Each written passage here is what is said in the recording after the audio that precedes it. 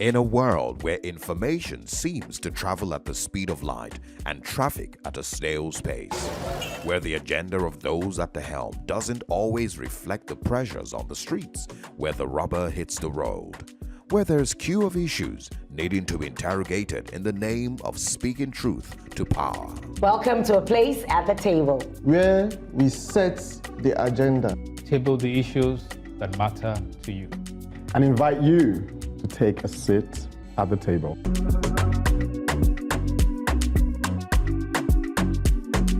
Welcome to A Place at the Table. We have a loaded menu for you. I'll be asking federal favor or political ransom. Pick your poison. Poison Iwamaka. Welcome back. I pick bridging the gender funding gap. You could say I still have my foot on their necks. Keep it firmly in place, Zuma. I'll be following your footsteps and pressing on with the matter of the NIMC data breach and saying, Minister Boson, we are still waiting. Well, Wamaka, I'm not picking any poison, but I'm going to be doing some stock taking of my own regarding matters arising from the Super Falcon largesse. I will definitely tackle your advocacy, Funke. Like Zuma and Yinka, I'm maintaining pressure on the matter of our ongoing population explosion. Is it an advantage or disadvantage? What do you think? You can see that the issues we've laid out are not just persistent, but demanding of all our attention. Settle down. It's time for some serious conversation.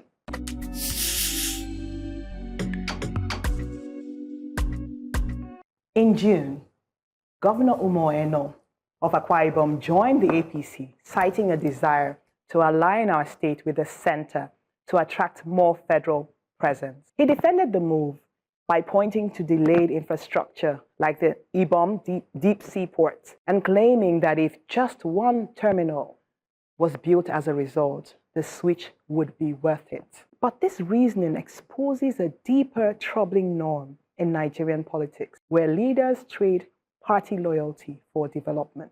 Yet the blame doesn't lie solely with the defectors. In a system where federal resources often seem more accessible to those aligned with the ruling party, defection becomes less a choice than a strategy for survival. Development begins to look like a reward, not a right. This is not leadership. It is political coercion by design. State projects should be delivered based on need and national planning, not party membership. And governors should be loyal to their people's mandate, not to power brokers in Abuja. Nigerians must demand more. We need leaders who stand on principle and a federal government that distributes resources justly. Until then, defections like this one will keep happening, and democracy will continue to suffer for it.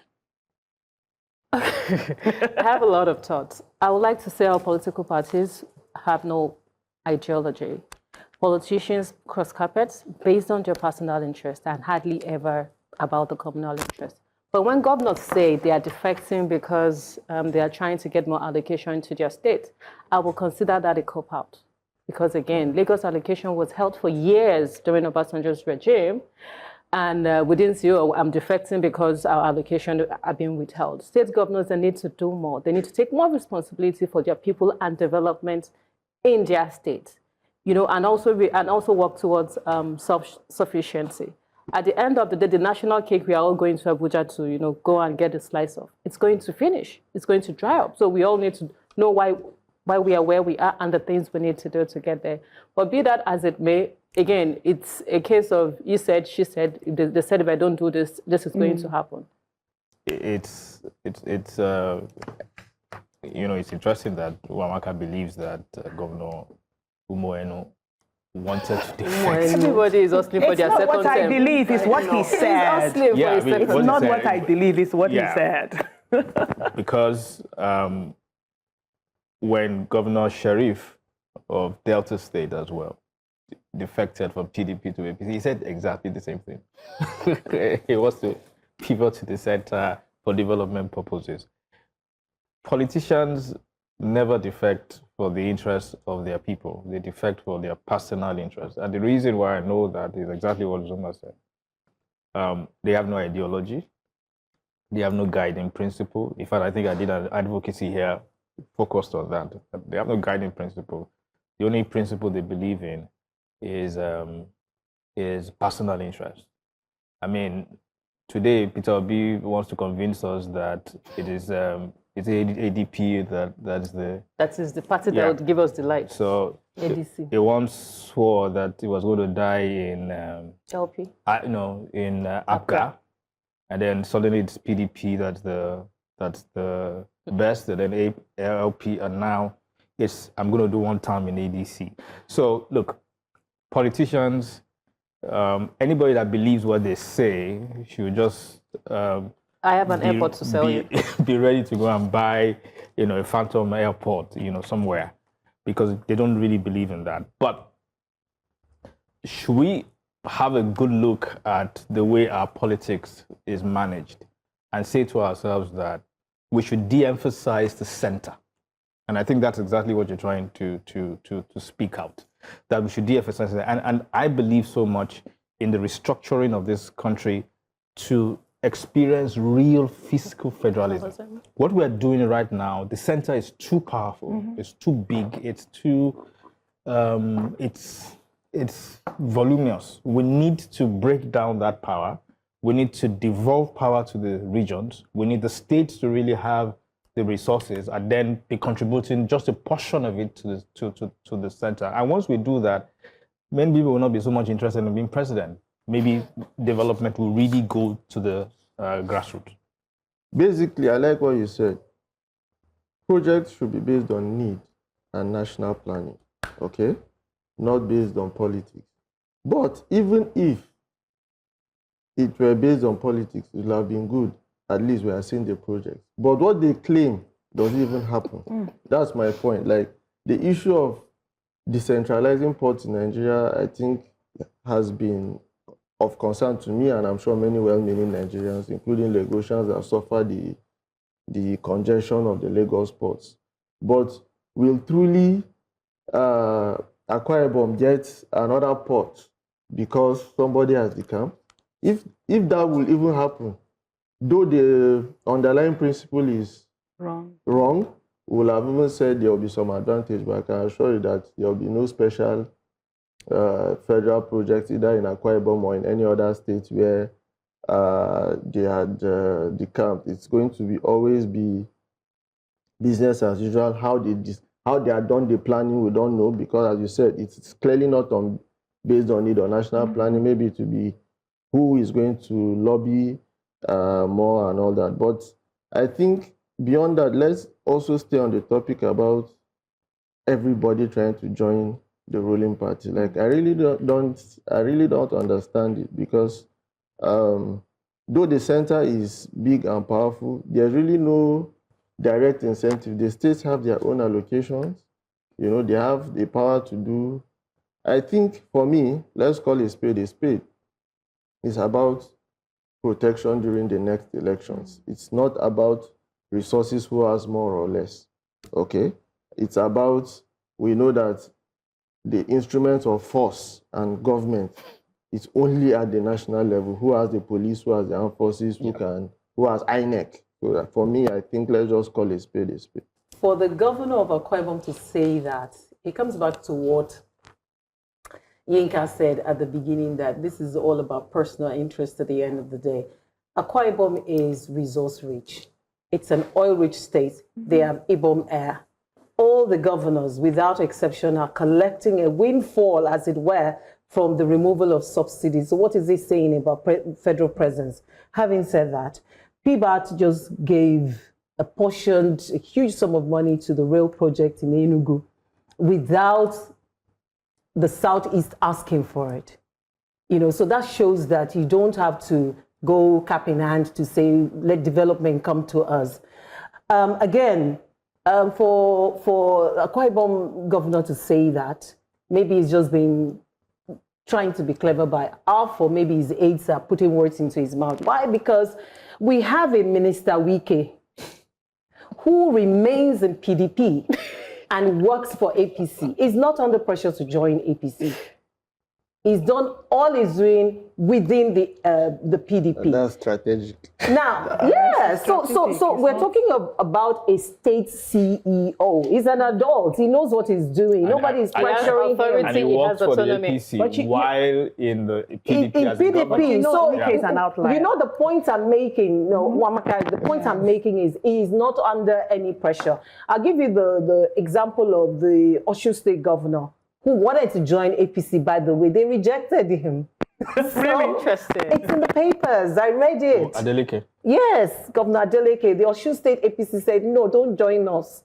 So you see, what the points I'm making is nobody is under pressure. Those governors are not under pressure to join APC. They are joining of their own accord. Because if you stood aloof and say, no, I don't want to join, like Minister Wike, nobody is going to hold your neck to it. They're all receiving money from the center, from the removal of all subsidy. So I wonder about that. If they actually build a port in Akwa Ibom because of this, I will also decamp. You have a camp. Do you even have a camp right now? So I think that we need to look at a pattern that has emerged recently. The scale of defections, in my perception, I would like to go and tally it, it's unprecedented. They're usually defections, but this is really high. And I think that we should interrogate what is causing that. Is it just that people individually are saying they're joining, or is there some deal making at the back where people are being promised? It doesn't mean that they're exonerated, for falling to those promises, but are people actually being promised certain things, and are certain things being withheld if they do not kowtow, to the center or join a particular party?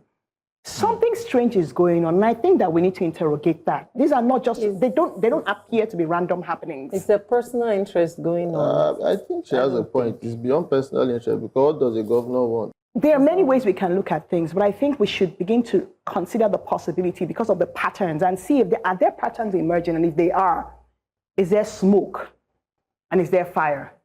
As long as democracy groans under the weight of lawlessness and impunity, our voices will continue to be muzzled and even stolen. We certainly can't have that in Wamaka, which is why I continue to speak out to balance the scales and bridge the gap.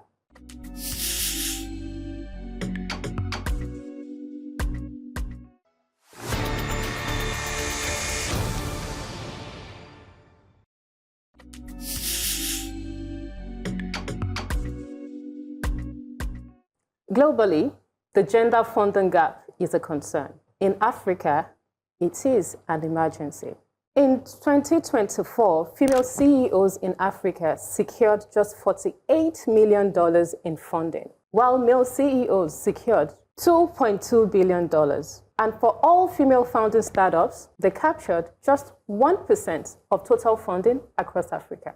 99% went to startups with at least one male founder. It's quite sad. Despite studies consistently showing that for every $1 invested in women-founded businesses, 78 cents are returned, while for men, only 31 cents are returned. Yet, the gap persists. This is an indictment of a system that systematically excludes women from financial ecosystems, crippling their ability to grow, create jobs, and contribute meaningfully to our collective development. And why the work Rising Tide Africa is doing isn't just important, it is life-saving. RTA, a dynamic women-led and women-focused investment platform, is fiercely dedicated to directly addressing the gender funding gap by providing crucial access to capital, tailored mentorship, and expansive networks, actively fostering economic inclusion and sustainable growth for women-led businesses across the continent. Their impact isn't just theoretical, it is tangible, visible, and deeply inspiring. From Bankly and Shotters in Nigeria, to Anchor in Ivory Coast, to Ozay in Ghana, RTA has not just infused capital, they have mentored, facilitated critical access, and tirelessly expanded networks. They are paving the way and demonstrating a viable, profitable path forward for investing in women. But they can't do this alone. We all need to pitch in. Governments must do more in enacting, domesticating, and enforcing evidence-based policies, such as the Women's Economic Empowerment Policy, Civil society organizations must intensify their advocacy and efforts in getting more money into women's hands. And you and I must join communities like RTA and put our money where our mouth is. Bridging the gender gap goes beyond words. It involves action. Investing in women is not just a moral imperative, it is the single most strategic move we can make to unleash Africa's full economic potential. Let's make gender equality in finance a reality, transforming our continent one empowered woman at a time. I mean, every person, whether you're a man, whatever pronoun you want, you were born by a woman. Absolutely. And everybody understands the value which, a woman brings. You give a woman something, she multiplies it. And that's exactly what you said about even in business, you give a woman something, she does. The concern I have is not a concern about the principle of the advocacy. It's about the precedent created by what happened to the Fearless Fund. Okay. Which was an initiative, similar initiative in the US, focused on women startups and all that and funding them. We know what happened to them. They got sued, and then the fund eventually had to shut down in the name of all this issue of DEI. And I think the court specifically said it was illegal because it was, targeting, it was unfair to, men, basically. It was basically, so maybe it's a question to you that I'm just hearing about the LTA. I didn't know about it until this, Is there a risk of something like that happening to them? I know they're Nigerian based, but do you think there's a risk that something like that can happen to them? I would say Fearless Fund, the situation Fearless Fund passed through is an American problem. We don't have such issues in Africa yet. And I hope RTA will be able to have created as much impact before we get to that point, which I feel like it's still very far. We don't have laws around the kind of laws Americans have around diversity and inclusion, because even the government itself, they have gender-focused programs, they have gender-focused funds and all of that. So it's not a risk right now for RTA. Okay. So maybe because, let me pick up where Yinka left to say, I agree with the general principles, and I think any right-thinking African will agree with the general principles. But where I want to come in from is, what are we actually doing to make this happen? I want to say that investment in women is a little like investment in education. You are not going to see the results overnight. Yeah. Okay, it will take time. But we also know that just like education, we are not doing enough right now. It's clear. So it's also clear that on women issues, we are not doing enough to see the kind of inclusion you want to see. Because, for example, your example of CEOs receiving 1 billion versus so billion. 2.2 billion to 48 million. How many female CEOs are there in the first place compared to male CEOs? That will tell you why maybe one will get exclusion. Yeah, that's one. Secondly, how many of the women are empowered to apply for some of these things? So it's about indignation or ethics. For example, as he gave the US example, some people can be angry about something, but it's, though it sounds good, but it's not ethical. Sometimes something is ethical, but it doesn't sound good, and you'll be indignant. For example, why I'm asking how many women are applying, if you tell a financial institution that you have to clear at least 10% of female applications, and you have only 100, and they give only 10, while men, you have 1 million, all right? And you give 200,000. So you've actually not broken the law. 10 sounds insignificant, it will make you angry, but the bank has not done anything unethical. So we really need to find out if the back end work is actually being done. And that's where I like your call for CEOs to do more. And I think this issue of local government autonomy will also come in. Like, we have to start from the grassroots to empower women in order to be able to compete It's about our ability to compete with the men as Participate well. and compete. Yeah. Well, I think men typically promise more. And investors are looking for large multiples of what, they're investing in. So when they look at two options, the men's only look more attractive. So I think by nurture, we raise women to be more conservative. They are raised to be wives of powerful men rather than powerful women themselves. And to think smaller, play a supportive role rather than being the leader, the main person. And it results in smaller dreams. So we dream smaller, typically, not everybody. And as a result, when you have two investments, they might be the same idea, and someone is telling you, well, I'm going to take over the whole world, with this idea. They don't want to say, no, just Nigeria or Africa. The person investing will say, let's go for the world. So I think we need to focus on how we are shaping women's minds to know that they can be anything. They don't need permission, and they should dream bigger. So the pool gets wider. But this is really about equity at the end of the day, that we have 48 million to 2.2 billion. It's too wide a margin.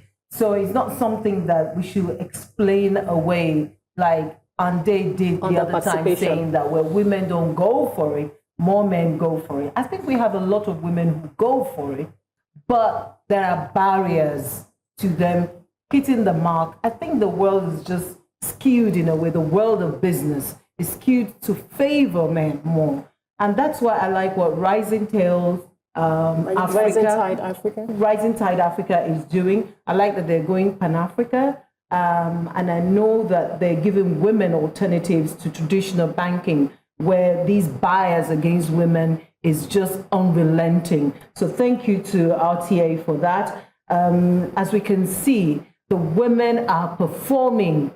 You could see the Super Falcons, you could see the basketballers, you could everywhere. Just allow us to rule politically, not only in business. You can stop laughing. They won't allow you to rule. Because we are nurturers. They won't allow you to we rule. Are better managers. You have to take. You don't be allowed. You have to take it. Yeah, that's the way. And yes, we're taking over the banks as well. Yeah, and that's the spirit that you have to approach it. You have to be audacious, and that's what Wamaka is saying. You have to be audacious. You have to go in there and say, I'm going to do this regardless. Yeah. And that's the spirit. Just give us more money. Anyway, some call it investing in women. I call it strategic self-interest. I like the sound of that. At least you like that. What do you call a commission that is swift to find a bank for a data breach, but drags its feet over the matter of an ongoing national identity data breach that is directly under its purview?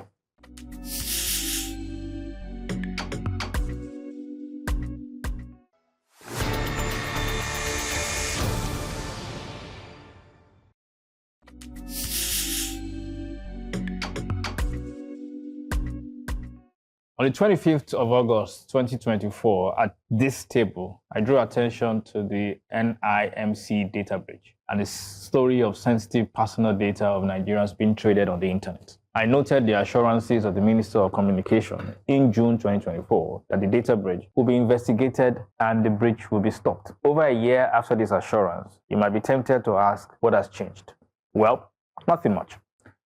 There has been no publicly disclosed conclusion to the investigation, no follow-up statements, no press releases, no published reports of findings or outcomes, and no enforcement actions. There is also no evidence of public sanctions, fines, or enforcement actions against the NIMC or implicated websites. This is why it came with no surprise, the fresh FIJ expose that NINs and BVNs of Nigerian citizens remain available for sale online for as little as 150 naira. Using only phone numbers, FIJ was able to access NIN and BVN linked information of 3 Nigerian journalists. Section 14 of the NIMC Act 2007 gives the NIMC sole responsibility for establishing and maintaining the National Identity Database. Section 28 makes it a criminal offense to, without lawful authority, access, disclose, sell, or use identity information. Section 48 and 49 of the National Data Protection Act, NDPA, goes further to empower the NDPC, that's the National Data Protection Commission, to impose heavy penalties for those data violations, including fines of up to 10 million naira or 2% of a company's gross annual revenue. It's then ironic, or rather hypocritical, that the same commission that was quick to fine Fidelity Bank over $378,000 for a data breach is dragging its feet when it comes to holding the NIMC to account. To Minister Bosun, can we have the report of the investigation you commissioned since June 2024 into this data breach? Will you be kind to share any compliance audit and enforcement actions taken? We cannot overstate the risk to individuals from identity theft and cyber crimes due to these data breaches. The minister holds it a duty to Nigerians to go beyond cosmetic assurances to actually providing guarantees of data security. Minister Bosun, we dey wait. So we're back to this issue of holding public officials accountable. Yesterday in the news, it was announced that the CEO or the head of Ofwat, the water regulator in the UK, was resigning. And why was he resigning? There were allegations, reports, damning reports of shortages, the sewage spilling, just lots of failures. And as a result, he had to resign. In fact, they're scrapping the entire agency and setting up something new. This is when a government is responsive and accountable to its citizens. But once again here, it just continues and we ignore these things. There are failings. And from what you've shared, it is the sole responsibility for NIMC. NIMC has someone who is responsible for this. And nobody's holding them responsible. The head of NIMC should give account and probably resign. Yes, because... Resign. Yes. In this country. Well, or be showed, to a brighter future. Yes. And, what she is saying is basically that we live in a society where might is right. Okay. When those in authority, when they fail, it's okay. But if there's a fine, if there's someone to punish, it's very swift. Yes. Like very swift and efficient, that you'll be wondering why. Okay, on this end of it is swift. Why is it on this end? Crickets, as you will say, nothing. But now, let's also go back to maybe, let's say, underlying cause. The minister, I know he's sound in tech and all that. But let's take the leadership we have all over, at all levels. How many of them in government know the implication of and importance of databases, data privacy, data protection? There's a law. We have a law, addressing that. We have over 500 laws. The NDPA. How many of them even are aware of the law? No, even amongst the leadership, not amongst the people now. I'm coming so it's not something that it's on their radar. Your advocacy is like an extension of my own somehow. It's not even on their radar. That's my point. They have in their head, they have better things to think about. They don't know the implication. And no matter how much we speak about these things, it seems it's falling on deaf ears. Just go and defect. That's my just go and just politics. It's quite sad that 1 year in that we still don't have any form of feedback on the investigation that was concluded. I would like to say a lot of Nigerians, referencing what Ande said, understand cause and effect and consequence management. Even the people selling the data, they don't particularly understand what it is they are doing. And as far as there are no consequences, there will be continuity.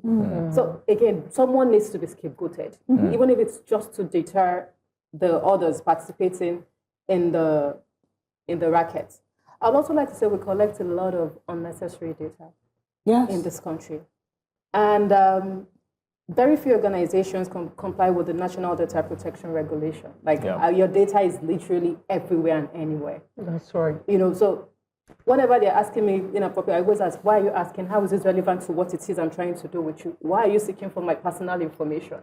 And then they back down and say, oh, that is just how we do it. No, I need to know why you need to have my BVN because I want to buy a dress from you.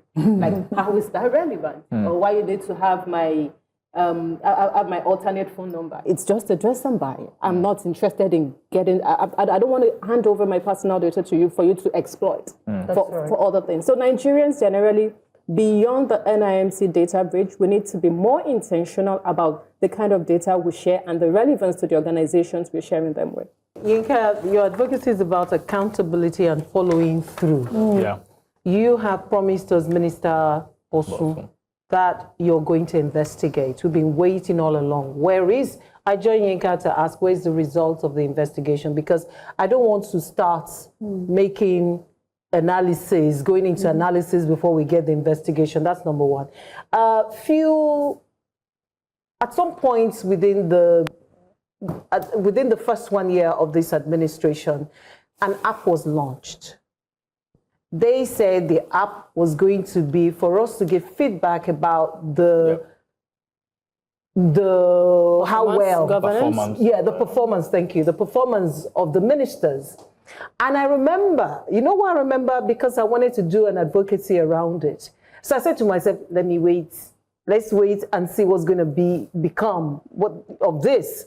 As you can see, it doesn't look like they're getting feedback from the people. And it looks like that app is sleeping right now.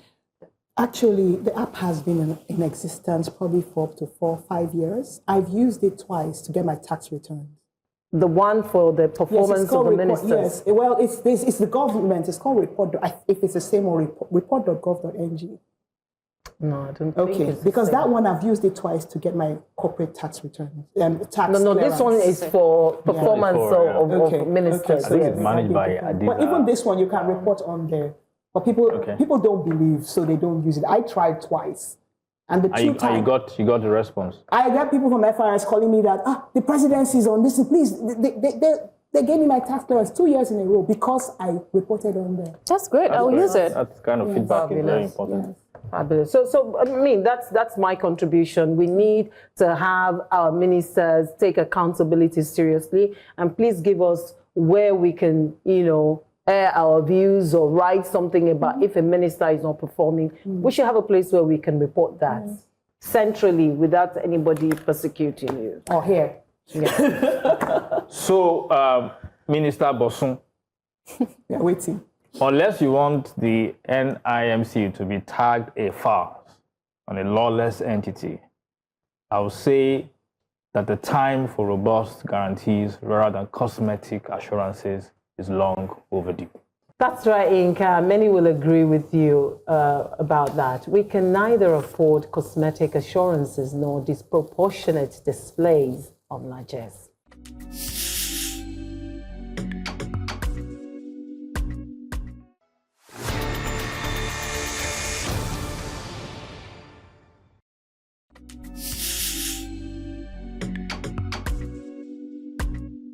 Now my papa be this way. Now my papa be this way. That was the instantaneous response of the Super Falcons to the string of rewards announced by President Bola Ahmed Tinubu at the reception in honor of their historic victory at the 2024 Women's Africa Cup of Nations in Morocco. The players got 3-bedroom flat each, national honors, the equivalent of $100,000 in cash, and 50 million naira each from the Nigeria Governors Forum, effervescent. A reward that reflects the mood of the nation in celebration of players with one of the greatest comebacks in footballing history in Africa. As I watched highlights of that ceremony, though, 3 things jumped at me. They are the matters arising that I present today. 1, I hope the cash prize will be managed by a financial institution on behalf of the players. Because we've seen our best football stars live in squalor and dying in penury after enjoying this kind of largesse in the past. Think Christian Chukwu, think Peter Rufai, Rashid Yekini, and more. President Tinubu and his minders seized the moment, no doubt, knowing that Nigeria is a footballing nation, and this reward is long coming for the Super Falcons. Unforgettable. Yes, I believe the money is too much. Columnist and former MD, Guardian newspaper, Martin Zoloja, in an article titled Super Falcons, Super Reward Without Super Future, echoed my thoughts.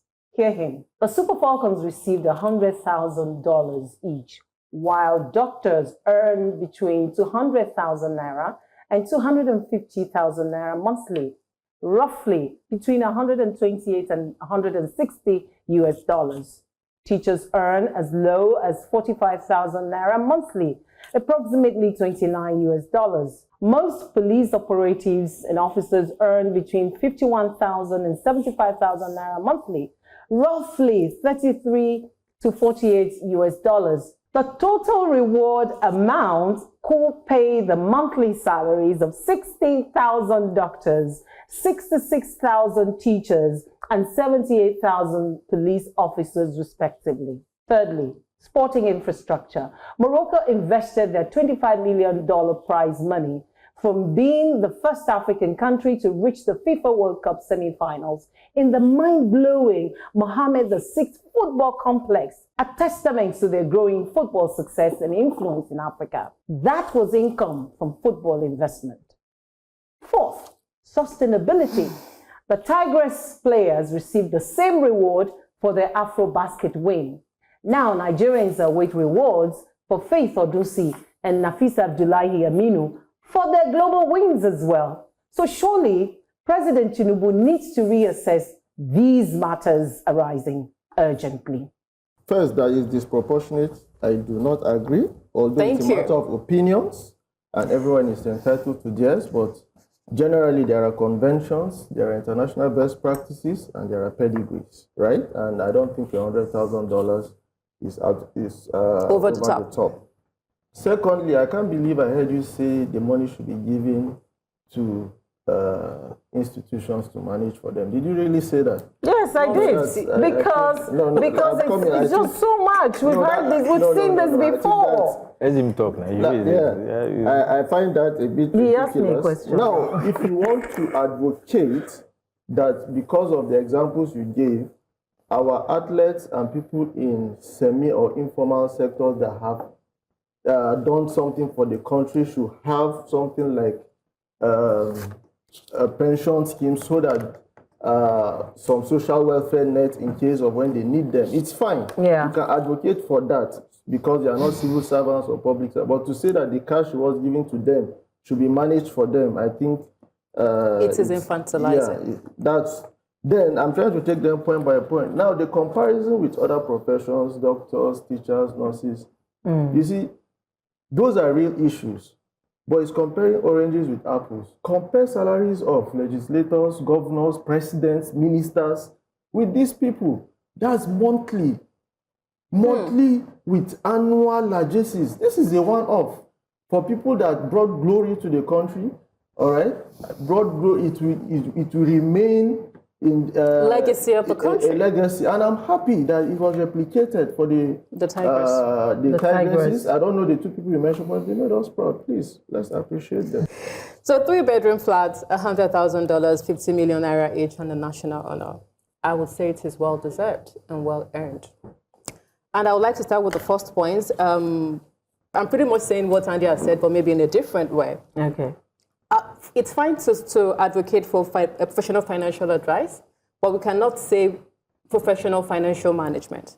We've given them the money. We don't have to pocket watch them. They can, if they decide they want to give it to their parents or their lovers or even to their friends, or decide they want to buy just one car with it, it is their prerogative.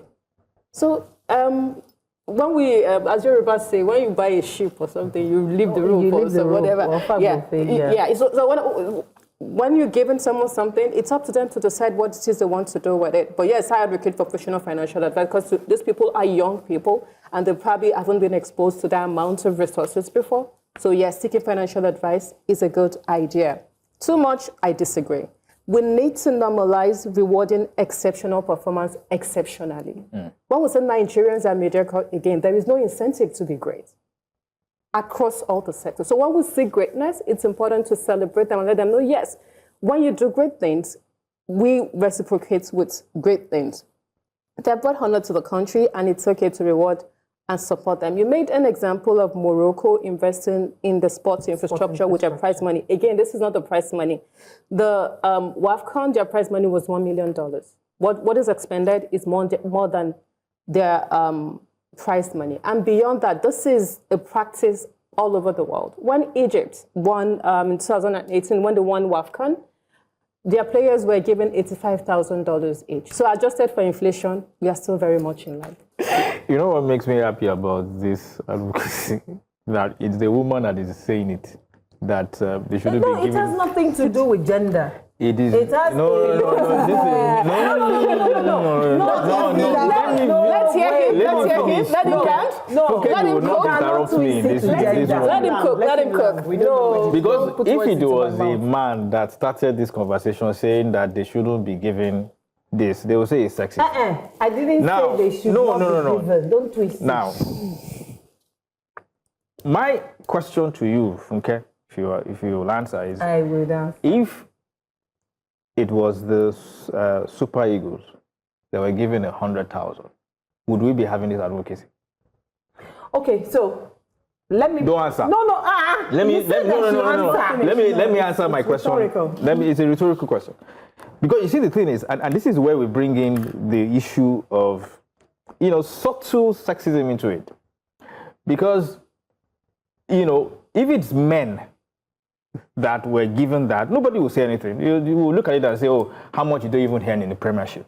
This is what they earn in 1 week. No. Or whatever. I disagree. We will look at it and say, okay, Super Eagles and all that. This conversation will not even appear. No, it will still We're having this conversation because they are women. That's one. Secondly, you can disagree, don't worry. It's your right to disagree. No. Secondly, you cannot quantify the reputational value to which that success has brought to Nigeria in terms of real PR, in terms of real, reputational capital. Okay, that Nigeria as a country right now, the Tigers, the Super Falcons, gain Nigeria globally. There is Okoronkwo Esther, right? She plays for a club in Toronto, I think. They were constantly pushing her videos, constantly tweeting, constantly, promoting her. Then what Nigeria got from, that goodwill, you can't quantify it. So if we say we give them $100,000, I think it's fair. I think it's fair value. They got $1 million. Okay, so net it off, and it's still not so much to give. And I agree with Andy when he says you're comparing apples to oranges when you make this comparison. I hate it a lot. Sometimes it's like, look, we're smarter than this. Let's not be doing all this analysis of. No, we have to do the analysis. How much are we paying doctors? Look, when you do those kind of things, you diminish the quality of the argument. Because like Ande said, it's a one-off.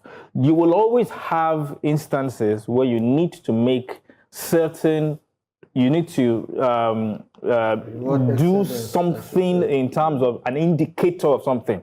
It doesn't necessarily mean the price has to be micro broken like that, because you cannot quantify the value you get from that whole enterprise. But again, like I said, I'm happy that it is you, a woman, that is raising it. No. You cannot be that. Thank you very much. No, I would not allow her to go, because I have to associate myself from what you're twisting it to be. That's not what I said. What I said is it's too much for the economy that we have right now. I'm not saying don't give them. I'm not saying it is wrong to give them. So don't twist it. And this has nothing to do with gender. It has everything to do with the economic situation of this country. I have chosen to go last.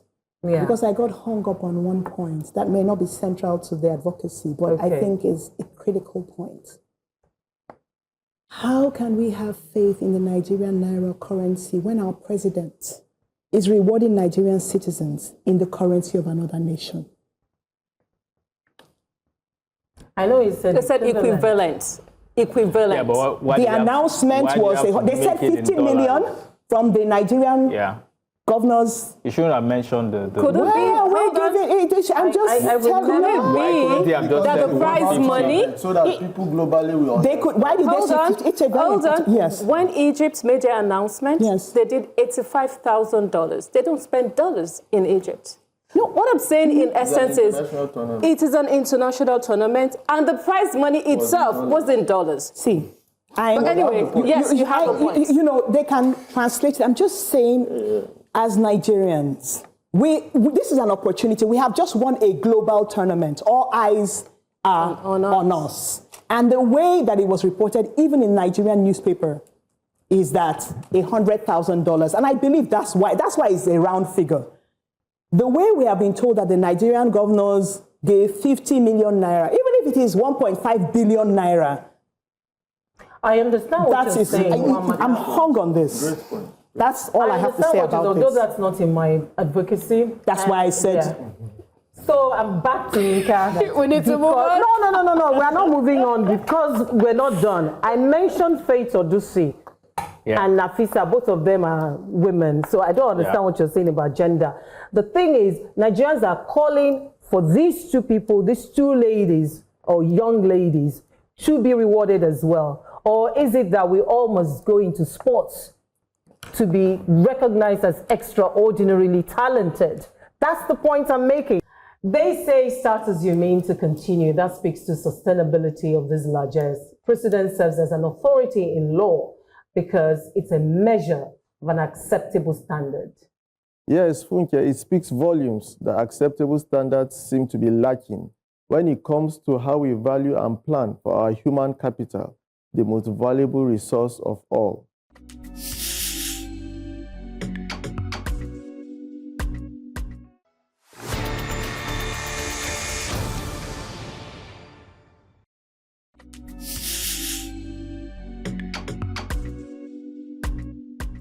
On Nigeria's population, I'm asking, is it an advantage or a disadvantage? I'll make my point very clear on this. Without a comprehensive overhaul of our data infrastructure, our population is no advantage. It's a burden. Plans must be backed by evidence from reasonably accurate data. Otherwise, they are simply imaginations and set to fail. How do you govern a nation with unknown population? It is impossible to plan for infrastructure, education, jobs, healthcare.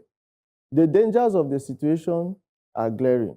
Mass unemployment, brain drain, uncontrolled urbanization, stretched infrastructure in the sectors I've mentioned. Everything is affected negatively when planning is shoddy. The current system of resource allocation, where population size plays a significant role, as well as voter capacity, means that population projections from 2006 census are deeply marred by politics. While it is a no-brainer that another census with focus on strengthened and modern data systems is non-negotiable, this has not received adequate attention from government. It's not too much no matter how many times we talk about it. Why does it seem like in Nigeria, the more we talk about obvious gaps, the more things stay the same? Government continues with business as usual.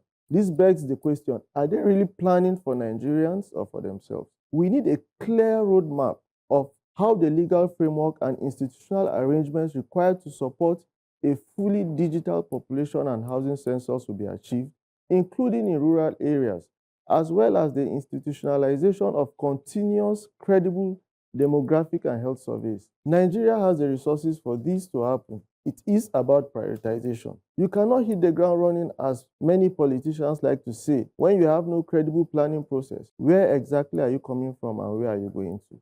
Harnessing the potentials and advantages of a large population cannot be based on wishful thinking. Real, urgent, and meticulous work is required. Enough of the laissez-faire approach to burning issues. This is the only country we have. Citizens and civil society cannot be tired of speaking out and making efforts to make government as uncomfortable as we are on burning issues. As much as we say we don't have adequate data on our population, we have a fairly credible birth rate data. I mean, pretty much everywhere you go, births have been captured. But not death.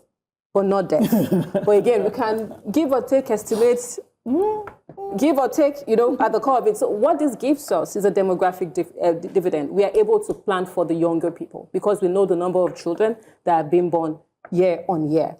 And another advantage is a large domestic market. Like when we look at it, a large internal population means like the dress Nwamaka is wearing, like I can sell thousands of this in Nigeria alone. So again, if we have a smaller population, we have a smaller market, and then we need to look outwards to sell. And then human capital, a young population, a large population of young people means we can actually be a net exporter of human capital. You see a lot of people, a lot of organizations setting up BPO offices in Nigeria. It's because we have a vibrant youth population and also because labor is relatively cheap. Also global influence. Have you seen anyone try to find Nigerians before? We overwhelm them because of our, of our population, even though we could be badly behaved on the internet. But the downside to population explosion and then the lack of adequate data is unemployment also, because we don't have adequate data to plan for the amount of employment we need. It's been a persistent issue all around. Also inadequate social services. We don't know how many schools we need to serve the population that we have. Inadequate infrastructure. We cannot particularly project that, okay, in the next 10 years, this Ekpe zone, we are going to have about 200,000 people living there. These are the things we need to put in place to ensure that they have a decent living environment. I know that we're meant to have a census in 2023, but late President Buhari kind of like postponed it indefinitely because he wanted the current administration to be a part of it. I think what we should be calling for right now is to ensure that the census happen as soon as possible. When we have adequate data about where we are and how we are broken down into pieces, it makes for better decision making. I am of the view that Nigeria has a population challenge, but it's not as big as we make it sound. I think what we have is an urban population problem. And you know, and I say it with very good context. Over the weekend, I had cause to travel to Elisha, and then from Elisha, I went to Ekiti, back to Elisha, then back to Lagos, all by road. And when you travel that stretch, what you see is vast, amount of land, and the population in the hinterlands so sparse. But when you go into the urban centers, you see that this is bursting at the seams. And so a lot of the things that we see today, that we talk about, all the issues around overpopulation, housing crisis, and all that, it's really an urban problem. All right.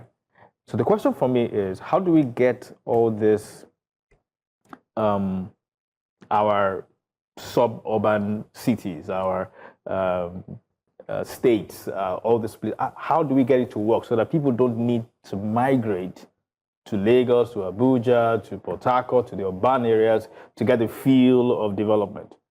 For me, the mass of the Nigerian population is married in controversy and politics. Nigeria, as it is presently data deficient in almost all spheres of life. Population is also behind the creation of states and more states, agitation for more states. So when there is no truthfulness about the population figures, it will continually be a problem in Nigeria. Successive administrations have been shying away from conducting the census. One, it's expensive to do. Then I think, how are you sure you're going to get the real figures is also one of the factors that they shy away from. So for our population, we can't run away from the fact that we have a large population. We're actually almost trailing India right now. And it's coming with a lot of poverty as well. So is it a good thing, this large population? Yes, it is, especially that we have a lot more young people in our population, about 70%. So it's a good thing if we manage and administer the country well. But as for precise data about our real population, what we can do about it, the answer is blowing in the wind. Sadly, you've hit on a fundamental issue that's emblematic of Nigeria's current predicament. is so core. And you said something in your advocacy. Are those in government, are they governing for themselves or for Nigerians? I think that is the crux. Are we unable or unwilling to conduct the census? I think that's the first fundamental question. Are we saying that Nigerians are not able to do it? And I would dare say we can do it if we really want to. I mean, in terms of what does it take to do it? Even in the olden days, it's just to count people, right, and record it accurately. So I would say that it's likely that we're unwilling to do it because a lot of distribution, a lot of things that have occurred are done according to population. And so that's why the question, are we governing Nigeria for ourselves, as those in authority, for themselves or for the nation? Because if it is for Nigerians, it would be a priority. But there's a myth of the 200 million naira million market size. It's a myth because what percentage of that market size lives below poverty? 2018, from 2018 to 2024, it's gone from about 30 to 40 to 47%. In multidimensional poverty, 63%. Is our population a good thing? My answer is, large population, my answer is no. However, does it have a potential to be a good thing? Yes. Thank you very much. And because of the richness of the different, I've just summarized it so that our viewers can decide for themselves. You think it's a problem of urbanization? You think it doesn't affect poor infrastructure and planning? As a matter of fact, the examples of London and New York are the very reasons why I'm saying that without data, we are in a mess. London and New York, as populated and sophisticated they are functional. Okay? Now, India has 1.4 billion people. We say about 300 million. India is a net exporter of food. We are a net importer of food. So nobody is saying a large population on its own, but if you cannot plan for even if it's 10 million people, it's a disaster. We might as well continue to ask questions and hold authorities accountable, because if you and I don't act as watchmen, then we may as well kiss dividends of our democracy goodbye. I know we will see you again, same time next week at the table, because what matters to us matters to you. Till then, it's goodbye from all of us. Bye. Goodbye. Bye. See you next week.